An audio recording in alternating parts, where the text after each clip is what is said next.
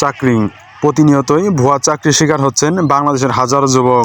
Bangladesh railway চাকরির জন্য দিতে হবে মোটা অঙ্কের টাকা। তবে সেই টাকার কি মিলবে চাকরি, নাকি এটি একটি প্রতারক মাত্র, যেখানে গ্রামের সহজ সরল মানুষের কাছ থেকে চাকরি দেওয়ার নামে নেওয়া হয় টাকা।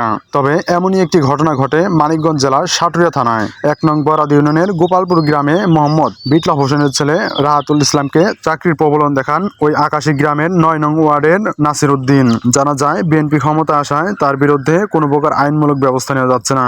তবে বাধ্য হয়ে গোপালপুর এলাকাবাসীর কিছু সংখ্যক লোক ভুয়া চাকরিদাতার বিরুদ্ধে মানববন্ধন করেন।